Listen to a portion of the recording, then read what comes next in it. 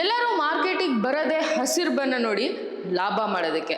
ಆದರೆ ಈಗಿನ ಮಾರ್ಕೆಟ್ ಸಿಚುವೇಶನ್ನಲ್ಲಿ February valentine's gift IT stocks ಎಲ್ಲಾನು ನಮಗೆ ಕೆಂಪು ಬಣ್ಣ ತೋರಿಸ್ತಾ ಇದೆ.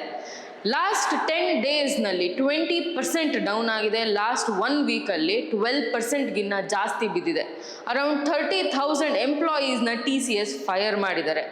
ಸೊ ಇದು IT ಸೆಕ್ಟರಿಗೆ ದಿ ಎಂಡಾ ಅಥವಾ ಇಲ್ಲಿಂದ ಒಂದು ರಿವರ್ಸಲ್ ಬರುತ್ತಾ?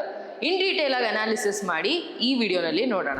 2008ಅಲ್ಲಿ ಫೈನಾನ್ಷಿಯಲ್ ಕ್ರೈಸಿಸ್, 2020ನಲ್ಲಿ ಪ್ಯಾಂಡಮಿಕ್ ಕೋವಿಡ್ ಕ್ರ್ಯಾಶ್, 2022ನಲ್ಲಿ ಹೈ ಇಂಟ್ರೆಸ್ಟ್ ರೇಟ್ಸ್ ಇಂದ ಮಾರ್ಕೆಟ್ನಲ್ಲಿ IT ಸ್ಟಾಕ್ಸ್ನಲ್ಲಿ ಕ್ರ್ಯಾಶ್ ಆಯಿತು. ಇವಾಗ present market complete gen AI take over. So ನಿಮಗೇನು ಅನಿಸುತ್ತೆ? 2008ನಲ್ಲಿ ಮಾರ್ಕೆಟ್ ಪಾತಾಳಕ್ಕೆ ಬಿತ್ತು, ಬಟ್ ಅಲ್ಲಿಂದ ಡೆಫಿನೆಟ್ಲಿ ಒಂದು ಒಳ್ಳೆ ರಿಕವರಿ ಕಾಣಿಸಿದೆ. 2020ನಲ್ಲೂ ಕೂಡ IT ಸ್ಟಾಕ್ಸ್ ವಿಪರೀತ ಬಿತ್ತು, ಬಟ್ ಶಾರ್ಪ್ ರಿಕವರಿ ತೋರಿಸ್ತು. ಈಗಿನ ಮಾರ್ಕೆಟ್ ಸಿಚುವೇಶನ್ನ ನಾವು ನೋಡಿದ್ರು ಮಾರ್ಕೆಟ್ ರಿಕವರ್ ಆಗ್ಬೋದು ಅನಿಸುತ್ತಾ? ಬಟ್ ಅದಕ್ಕಿಂತ ಮುಂಚೆ ಮಾರ್ಕೆಟ್ ಏನಕ್ಕೆ ಈ ಥರ ಬೀಳ್ತಾ ಇದೆ? ವಾಟ್ ಇಸ್ ದ ಕಾಸ್? ಇದು ಒಂದು ಒಳ್ಳೆ ಆಪರ್ಚುನಿಟಿನ ಬೈ ಮಾಡೋದಕ್ಕೆ. ಮಾರ್ಕೆಟ್ ಅನಾಲಿಸಿಸ್ ಮಾಡೋಕ್ಕಿಂತ ಮುಂಚೆ ಏನಕ್ಕೆ ಈ ರೀತಿ ಫಾಲ್ ಆಗ್ತಾ ಇದೆ, ಈ ಮೂಮೆಂಟಲ್ಲಿ ನಾವು ಕೂಡ ನಮ್ಮ ದುಡ್ಡನ್ನ ಈ ಸ್ಟಾಕ್ಸ್ನಲ್ಲಿ ಹೂಡಿಕೆ ಮಾಡಬೇಕಾ ಮಾಡಬಾರ್ದಾ ನೋಡೋಣ ಬನ್ನಿ. IT ಸೆಕ್ಟರ್ ಕಂಟಿನ್ಯೂಸ್ ಆಗಿ ಈ ಥರ ಏನಕ್ಕೆ ಬೀಳ್ತಾ ಇದೆ ಅಂದರೆ because of AI panic. Indian IT model ಬಂದು ಜಾಸ್ತಿ ಜನ, ಜಾಸ್ತಿ ಕೆಲಸ, ಜಾಸ್ತಿ ಬಿಲ್ಲಬಲ್ ಅವರ್ಸ್, ಜಾಸ್ತಿ ದುಡ್ಡು ಹಾಗೂ ಜಾಸ್ತಿ ಪ್ರಾಡಕ್ಟ್ಸ್. ಸೊ ಈ ಥರ ಅವ್ರ ಮಾಡೆಲ್ ಇತ್ತು. ಬಟ್ ಇವತ್ತಿನ ದಿನಕ್ಕೆ ಜೆನ್ AI ಟೇಕ್ ಓವರ್ ಆಗಿರೋದ್ರಿಂದ ಮುಂಚೆ 200 ಜನ 2 ವರ್ಷ ಕಷ್ಟಪಡೋದು ಇವಾಗ ಬರೀ 50 ಜನ 3 ತಿಂಗಳಲ್ಲಿ ಮಾಡ್ಬೋದು. ಅದರಿಂದ ಇಂಡಿಯನ್ ಮಾರ್ಕೆಟ್ಸ್ನಲ್ಲಿ ಒಂದು ಪ್ಯಾನಿಕ್ ಸ್ಟಾರ್ಟ್ ಆಗಿದೆ. IT ಸ್ಟಾಕ್ಸ್ ಅದಕ್ಕೆ ಕಂಟಿನ್ಯೂಸ್ ಆಗಿ ಪಾತಾಳಕ್ಕೆ ಬೀಳ್ತಾ ಇದೆ. ಇಲ್ಲಿಂದ ಅವರು ಒಂದು ಕರೆಕ್ಷನ್, ಅವರ ಮಾರ್ಕೆಟ್ ಮಾಡೆಲ್ನ ಚೇಂಜ್ ಮಾಡಿದ್ರೆ ಒಂದು ಶಾರ್ಪ್ ರಿಕವರಿನ ನಾವು ನೋಡ್ಬೋದು. AI ನಮ್ಮ ಮಾರ್ಕೆಟ್ನ ಡಿಸ್ಟ್ರಾಯ್ ಮಾಡ್ತಾ ಇಲ್ಲ, ಆದರೆ ಜಾಸ್ತಿ ಲೇಬರ್ ಚಾರ್ಜಸ್ ನಮ್ಮ IT ಸೆಕ್ಟರ್ನ ಈ ಥರ ಬೀಳಿಸ್ತಾ ಇದೆ. US ತುಂಬ ಸ್ಟಾಕ್ಸ್ ರ್ಯಾಲಿ ಮಾಡ್ತಾ ಇದೆ. ಯಾಕೆ ಅಂದರೆ ಅವರೇ ಈ ಸಾಫ್ಟ್ವೇರ್ನ ಡೆವಲಪ್ ಮಾಡ್ತಾ ಇರೋದು. ಇಂಡಿಯನ್ IT ಕಂಪ್ನೀಸ್ ಈ ಸಾಫ್ಟ್ವೇರ್ಸ್ನ ಡೆವಲಪ್ ಮಾಡ್ತಾ ಇಲ್ಲ, ಬರೀ ಇಂಪ್ಲಿಮೆಂಟೇಷನ್ ಮಾಡ್ತಾರೆ ಹಾಗೂ ಸಪ್ಲೈ ಮಾಡ್ತಾರೆ. ನಮ್ಮ ಲೇಬರ್ ಹವರ್ಸ್ ಅವರಿಗೆ ಕಂಪ್ಲೀಟ್ಲಿ ನಾವು ಸಪ್ಲೈ ಮಾಡ್ತೀವಿ.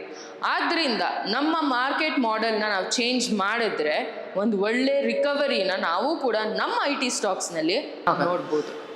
IT ಸೆಕ್ಟರಿಗೆ ಮೇಜರ್ ಫಂಡಿಂಗ್ ಹಾಗೂ ಮೇಜರ್ ಪ್ರಾಜೆಕ್ಟ್ಸ್ ಬರ್ತಾ ಇರೋದು ಯುರೋಪ್ ಹಾಗೂ US ಮಾರ್ಕೆಟ್ಸಿಂದ. ಸೊ ಅವರ AI ಟೆಕ್ನಾಲಜೀಸ್ನ ಯೂಸ್ ಮಾಡಿಕೊಂಡು ಕಡಿಮೆ ಟೈಮ್ನಲ್ಲಿ ಜಾಸ್ತಿ ಪ್ರೊಡಕ್ಟಿವಿಟಿನ ಮಾಡೋದಕ್ಕೆ ಸ್ಟಾರ್ಟ್ ಮಾಡಿದ್ರೆ ಇಂಡಿಯನ್ IT ಸೆಕ್ಟರ್ ಇನ್ನೂ ಬೀಳೋ ಸಾಧ್ಯತೆ ಇದೆ. ಹೈಯರ್ ಇಂಟ್ರೆಸ್ಟ್ ರೇಟ್ಸ್ ಇರೋದ್ರಿಂದ IT ಕಂಪ್ನೀಸ್ ಲೋನ್ ಅಥವಾ ಡೆಟ್ ತೊಗೊಂಡು ಅವ್ರ ಕಂಪ್ನಿನ ನಡೆಸೋದಕ್ಕಾಗಲ್ಲ. ಆ ಹೈ ಇಂಟ್ರೆಸ್ಟ್ ರೇಟ್ಸ್ನ ಪೇ ಮಾಡೋಕ್ಕಾಗಲ್ಲ. ಅದರಿಂದ ಅನ್ಎಂಪ್ಲಾಯ್ಮೆಂಟ್, ಕ್ರ್ಯಾಶ್ ಹಾಗೂ ಸ್ಟಾಕ್ಸ್ ಇನ್ನೂ ಬೀಳ್ಬೋದು. AI ನಮ್ಮ ಕೆಲಸನ ಕಡಿಮೆ ಮಾಡೋದಕ್ಕೆ ಬಂದಿದ್ದು ಇವತ್ತಿನ ದಿನಕ್ಕೆ ನಮ್ಮ ಜಾಬ್ಸ್ನೇ ಇನ್ಸೆಕ್ಯೂರ್ ಮಾಡ್ತಾ ಇದೆ, ನಮ್ಮ ನೀಡ್ ಸರ್ವನಾಶ ಮಾಡ್ತಾ ಇದೆ. ಸೊ ನೀವೇನು ಅನ್ಕೊತೀರಾ? ಇದು ನಮ್ಮ ಕೆಲಸನ ಕಡಿಮೆ ಮಾಡ್ತಾ ಇದೆಯಾ ಅಥವಾ ನಮ್ಮನ್ನೇ ತೆಗೆದಾಕ್ತಾ ಇದೆಯಾ? ಈ ಸಿನಾರಿಯೋ ಬಗ್ಗೆ ನಿಮ್ಮ ಒಪಿನಿಯನ್ ಏನಿದೆ ನಮ್ಮ ಕಮೆಂಟ್ ಸೆಕ್ಷನಲ್ಲಿ ತಿಳಿಸಿ. ನೀವು ಕೂಡ IT ಸೆಕ್ಟರ್ನಲ್ಲಿ ಇನ್ವೆಸ್ಟ್ ಮಾಡೋದಕ್ಕೆ ಒಂದು ಒಳ್ಳೆ ಆಪರ್ಚುನಿಟಿ ಹುಡುಕ್ತಿದ್ದೀರಾ ಅಂತ ನನಗೆ ಗೊತ್ತು. ಇವತ್ತಿನ ದಿನ ಈ ಕರೆಂಟ್ ಮಾರ್ಕೆಟ್ ಸಿಚುವೇಶನ್ನ ನಾವು ಕನ್ಸಿಡರ್ ಮಾಡಿ ಈ ಮೂಮೆಂಟಲ್ಲಿ ನಮ್ಮ ದುಡ್ಡನ್ನ ಈ IT ಸ್ಟಾಕ್ಸ್ನಲ್ಲಿ ಹೂಡಿಕೆ ಮಾಡ್ಬೋದಾ ಅಂತ ನಾನು ನಿಮಗೆ ಹೇಳ್ಕೊಡ್ತೀನಿ. ಬನ್ನಿ ಈ ವಿಡಿಯೋ ಪೂರ್ತಿ ನೋಡಿ. ಯಾವುದಾದ್ರೂ ಕಂಪ್ನಿನಲ್ಲಿ ಇನ್ವೆಸ್ಟ್ ಮಾಡೋದಕ್ಕೆ ಆವ್ರೇಜ್ PE ರೇಷಿಯೋ ಎಷ್ಟಿರಬೇಕು? ಆಲ್ರೆಡಿ ಫಂಡಮೆಂಟಲ್ಸ್ ಗೊತ್ತಿರೋರು ಕಮೆಂಟ್ಸ್ನಲ್ಲಿ ಡ್ರಾಪ್ ಮಾಡಿ. ನಿಮಗೆ ಇದ್ರ ಬಗ್ಗೆ ಐಡಿಯಾ ಇಲ್ಲ, ಕಂಪ್ಲೀಟಾಗಿ ಇದ್ರ ಬಗ್ಗೆ ತಿಳ್ಕೊಬೇಕು, ಹೆಚ್ಚಿನ ಮಾಹಿತಿ ಬೇಕು ಅಂದರೆ ನಮ್ಮ ಟ್ರೇಡರ್ಸ್ ಗುರುಕುಲ್ ಸೆಂಟರ್ ವಿಸಿಟ್ ಮಾಡಿ. ಬನ್ನಿ ನಾನು ಕಂಪ್ಲೀಟಾಗಿ IT ಸೆಕ್ಟರ್ನ ಡಿಕೋಡ್ ಮಾಡಿ ಇದರಲ್ಲಿ ಯಾವುದು ಬೆಸ್ಟ್ ಕಂಪನಿ ಇನ್ವೆಸ್ಟ್ ಮಾಡೋದಕ್ಕೆ ಅಂತ ಈ ವಿಡಿಯೋನಲ್ಲಿ ಹೇಳ್ಕೊಡ್ತೀನಿ. PEನಲ್ಲಿ 2 ಥರ PE ಬರುತ್ತೆ. ಒಂದು ಇಂಡಸ್ಟ್ರಿ PE ಹಾಗೂ ಇನ್ನೊಂದು ಸ್ಟಾಕ್ PE. ಇಂಡಸ್ಟ್ರಿ ಅಂದರೆ ಆ್ಯಸ್ ಅ ಸೆಕ್ಟರ್ ಎಲ್ಲ ಕಂಪನೀಸ್ದು ಸೇರಿ ಆವ್ರೇಜ್ ಮಾಡಿ ಪಿ ಇ ರೇಷಿಯೋ ಡಿಟರ್ಮೈನ್ ಆಗುತ್ತೆ. ಸ್ಟಾಕ್ ಪಿ ಇ ಅಂದರೆ individual company P E ratios. So ಈ ಮೂಮೆಂಟ್ನಲ್ಲಿ ನಾವು ನೋಡ್ಬೋದು IT industry P E ratio ಬಂದು 22.86ನಲ್ಲಿದೆ, ಅಂದರೆ 23. ಆಲ್ರೆಡಿ ಫಂಡಮೆಂಟಲ್ಸ್ ಹಾಗೂ ಮಾರ್ಕೆಟ್ನಲ್ಲಿ ಆ್ಯಕ್ಟಿವ್ ಆಗಿರೋರಿಗೆ ಗೊತ್ತು, ಮಾರ್ಕೆಟ್ ಪಿ ಇ ರೇಷಿಯೋ 20ಗಿನ್ನ ಕಡಿಮೆ ಇದ್ದರೆ it is a very good opportunity buy ಮಾಡೋದಕ್ಕೆ. ಇವತ್ತಿನ ದಿನ ನಾವು ಇಂಡಸ್ಟ್ರಿ ಪಿ ಇ IT ಸೆಕ್ಟರಿಗೆ ನೋಡಿದ್ರೆ 23ನಲ್ಲಿದೆ, ಅಂದರೆ nearly at its bottom. So ಇದನ್ನು ನಾವು ಕೂಡ ಒಂದು ಬೈಯಿಂಗ್ ಆಪರ್ಚುನಿಟಿಯಾಗಿ ಕನ್ಸಿಡರ್ ಮಾಡಿ ಟಾಪ್ ಯಾವ ಕಂಪನೀಸ್ ಇದೆ ಹಾಗೂ ಬೆಸ್ಟ್ ಯಾವುದು ಕಂಪ್ನಿನಲ್ಲಿ ಇನ್ವೆಸ್ಟ್ ಮಾಡೋದು ಅಂತ ನೋಡೋಣ. ಯಾವಾಗಲೂ ರಾಜನ ಮೇಲೆ ದುಡ್ಡು ಹಾಕಿದ್ರೆ ನಾವು ಸೋಲುವ ಸಾಧ್ಯತೆಗಳು ಕಡಿಮೆ ಇರುತ್ತೆ. ಯಾಕೆ ಅಂದರೆ ಒಂದು ಸೆಕ್ಟರ್ ಓಡಬೇಕು ಅಂದರೆ ರಾಜನೇ ಪಟ್ಟಿ ಹಿಡಿದು ಎಳ್ಕೊಂಡು ಹೋಗೋದು. ಸೊ ಇವತ್ತಿನ ಸಿನಾರಿಯೋಗೆ ಟಾಪ್ 3 ಸ್ಟಾಕ್ಸ್ ನಮಗೆ ರಾಜನ ಜೊತೆ ಓಡುತ್ತೆ. ಸೊ ಟಾಪ್ 3 ಸ್ಟಾಕ್ಸ್ ಬಂದು TCS, ಇನ್ಫೋಸಿಸ್ ಹಾಗೂ HCL technologies. So stock P individual P ಇನ ನಾವು ನೋಡ್ತೀವಿ ಹಾಗೂ ಮಾರ್ಕೆಟ್ ಕ್ಯಾಪಿಟಲ್ ಜೊತೆ ಟೈಅಪ್ ಮಾಡ್ತೀವಿ ಅಂದರೆ TCS current P E ratio ಬಂದು 19.04. ಸೊ ಕರೆಂಟ್ ಇಂಡಸ್ಟ್ರಿ ಪಿ ಇಗಿನ್ನ ಕೆಳಗಡೆ ಟ್ರೇಡ್ ಆಗ್ತಾ ಇದೆ TCS.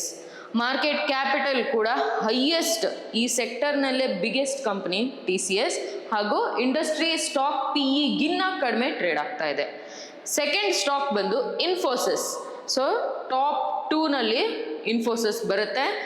ಸೆಕ್ಟರ್ ಪಿ ಇಗಿನ್ನ ಕಡಿಮೆ ಟ್ರೇಡ್ ಆಗ್ತಾ ಇದೆ, ಕರೆಂಟ್ಲಿ 19.23ನಲ್ಲಿದೆ.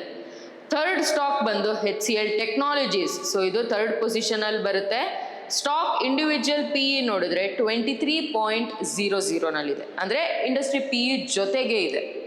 ಈ ಟಾಪ್ 3 ಸ್ಟಾಕ್ಸ್ನಲ್ಲಿ ಬೆಸ್ಟ್ ಸ್ಟಾಕ್ ಬೈ ಮಾಡೋದಕ್ಕೆ ಕರೆಂಟ್ ಸಿನಾರಿಯೋಗೆ ಯಾವುದು ನಿಮ್ಮ ಪ್ರಕಾರ ನೀವು ಕಮೆಂಟ್ ಮಾಡಿ. ಈ ಮೂಮೆಂಟಲ್ಲಿ ನಮಗೆ ಹೈಯೆಸ್ಟ್ ಸ್ಕೋಪ್ ಕಾಣಿಸ್ತಾ ಇರೋದು TCS ಹಾಗೂ ಇನ್ಫೋಸಿಸ್ನಲ್ಲಿ.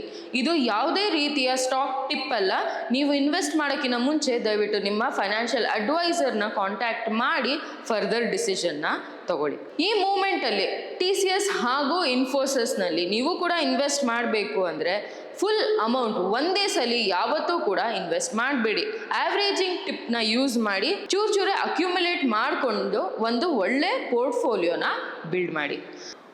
ಒಬ್ಬ ಟ್ರೇಡರ್ ದುಡ್ಡು ಮಾಡಬೇಕು ಅಂದರೆ ಹಂತವಾಗಿ ಆಪರ್ಚುನಿಟಿ ಹುಡುಕಿ ಬೈ ಮಾಡಬೇಕಾಗತ್ತೆ.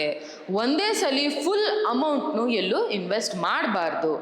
ಸೊ ಇವಾಗ ನಾವು ಇನ್ಫೋಸಿಸ್ ಇನ್ ಡೀಟೇಲ್ ಆಗಿ ನೋಡಿದ್ರೆ, ಸೊ ಇಂಡಸ್ಟ್ರಿ ಪಿ ಇಗಿನ್ನ ಇನ್ಫೋಸಿಸ್ ಆಸ್ ಅ ಸ್ಟಾಕ್ ಕಡಿಮೆ ಟ್ರೇಡ್ ಆಗ್ತಾ ಇದೆ.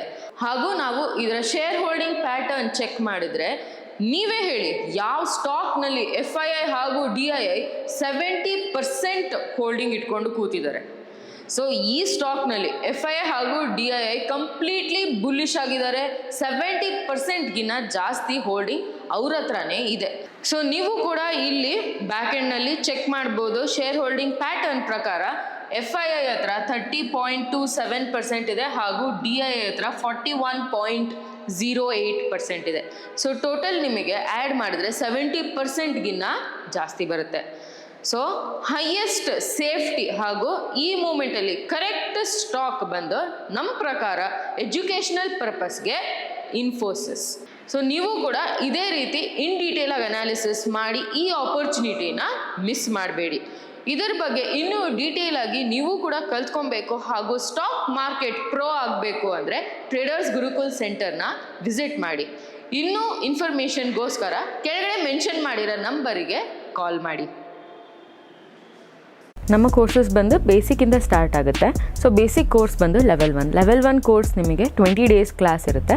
ಫ್ರೈಡೆಯಿಂದ ಸ್ಟಾರ್ಟ್ ಆಗುತ್ತೆ. ಫ್ರೈಡೆ ಸ್ಯಾಟರ್ಡೆ ಸಂಡೇ ಕ್ಲಾಸ್ ಇರುತ್ತೆ. ಮಂಡೇ ಟ್ಯೂಸ್ಡೇ ರಿವಿಷನ್ ಇರುತ್ತೆ. 15 ಡೇಸ್ ಪ್ರಾಕ್ಟಿಕಲ್ ಟ್ರೈನಿಂಗ್ ಇರುತ್ತೆ. ಸೊ ಈ ಕೋರ್ಸ್ನಲ್ಲಿ ನೀವು stock selection, IPO, fundamental technical analysis, chart patterns, future and options in ಡೀಟೇಲಾಗಿ ಕಲ್ತ್ಕೊತೀರಾ. ಅದ್ರ ಜೊತೆಗೆ ವೇರಿಯಸ್ ಸ್ಟ್ರಾಟಜೀಸ್ ಕೂಡ ನಾವು ಹೇಳ್ಕೊಡ್ತೀವಿ. ಸೊ ಈ ಕೋರ್ಸಿಗೆ ನಾವು ಜಸ್ಟ್ 4500 ಚಾರ್ಜ್ ಮಾಡ್ತಾ ಇದ್ದೀವಿ. ಲೆವೆಲ್ 2 ಅಂದರೆ ಇನ್ನು ಅಡ್ವಾನ್ಸ್ಡ್ ಕೋರ್ಸ್. ಇದರಲ್ಲಿ ನಿಮಗೆ advance strategies, theories, adjustments, chart patterns, no loss strategy, expiry day strategy with commodities ಹಾಗೂ ಹೊಸದಾಗಿ ನಾವು ಕುಬೇರ ಕೂಡ ಇದರಲ್ಲಿ ಹೇಳ್ಕೊಡ್ತಾ ಇದ್ದೀವಿ. ಸೊ ಇದು 1 ಮಂತ್ ಕೋರ್ಸ್ ಇರುತ್ತೆ. ದಿನ ಬಿಟ್ಟು ದಿನ ಕ್ಲಾಸ್ ಇರುತ್ತೆ. ಕ್ರಿಪ್ಟೋ ಬಂದು ನಾವು ವರ್ಕ್ಶಾಪ್ಸ್ ಮಾಡ್ತೀವಿ. ಸೊ ನಿಮಗೆ ಫರ್ದರ್ ಡೀಟೇಲ್ಸ್ ಬೇಕು ಅಂದರೆ ನೀವು ಕೆಳಗಡೆ ಮೆನ್ಷನ್ ಮಾಡಿರೋ ನಂಬರಿಗೆ ಕಾಂಟ್ಯಾಕ್ಟ್ ಮಾಡ್ಬೋದು.